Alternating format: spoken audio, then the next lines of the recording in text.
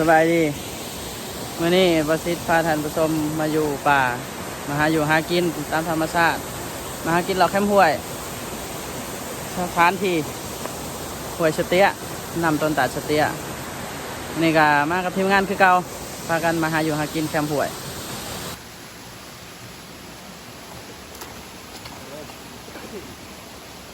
มื่อนี้ก็มากับทีมงานของเฮาจอยเบาลาวบ่าวผู้ไทยของเฮาก็สิมาหาใส่มองอุปกรณ์ใส่มองหาจับปูจับปลาหาหอยร้านกินมื้อนี้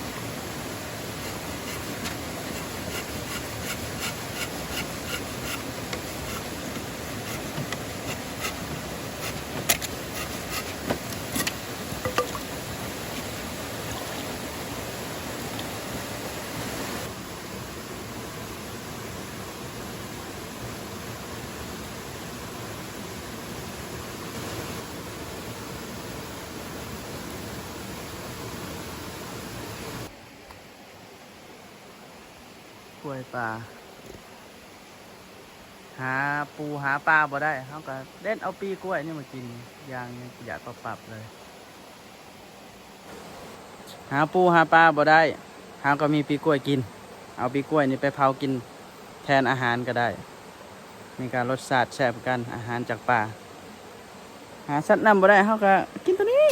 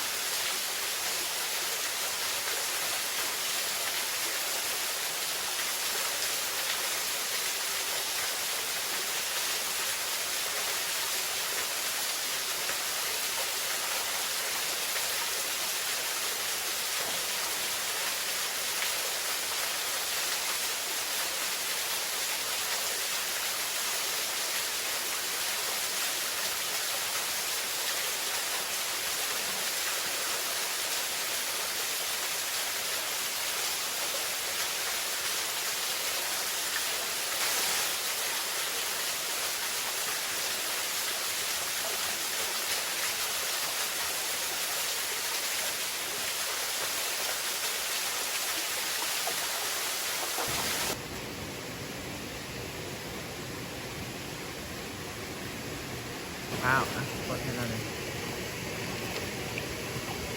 โอเค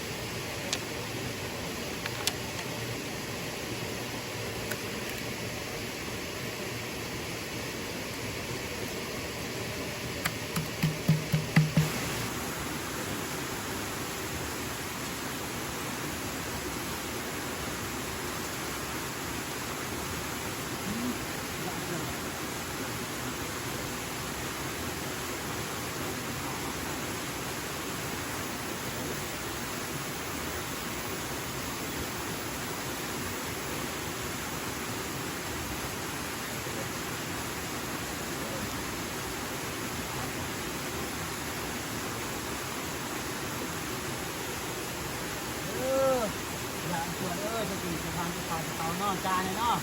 ลูกหลานกินมาหาอยู่หากินจะท่วมจะทำมากัน3 คน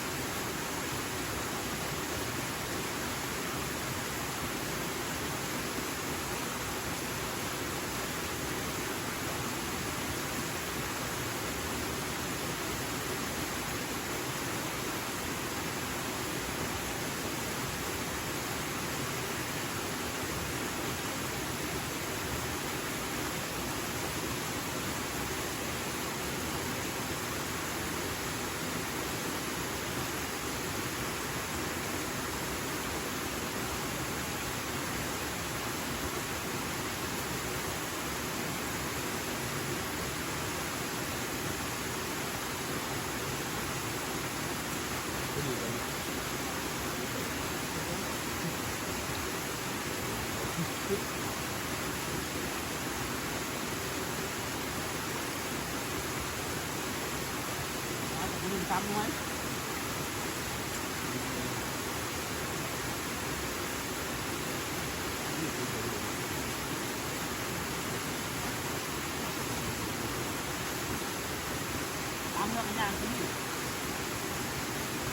ทางเขาลงเลย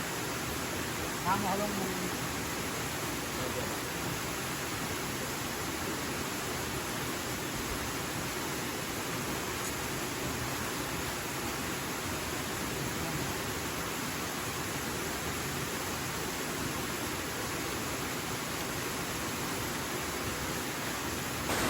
หลังจากกินข้าวกินน้ำแล้วก็เก็บเครื่องเก็บของพากันเมื่อบัดนี้มื้อนี้ก็มีความสุขมาเที่ยวมีทั้งความสุขและความทุกข์ก่อนสิกลับกับบาซิลินสิหาหน่อไม้เอ้า EP นี้ก็ขอจบลงเพียงเท่านี้แล้วพบกันใหม่ในคลิปต่อไปสบายดี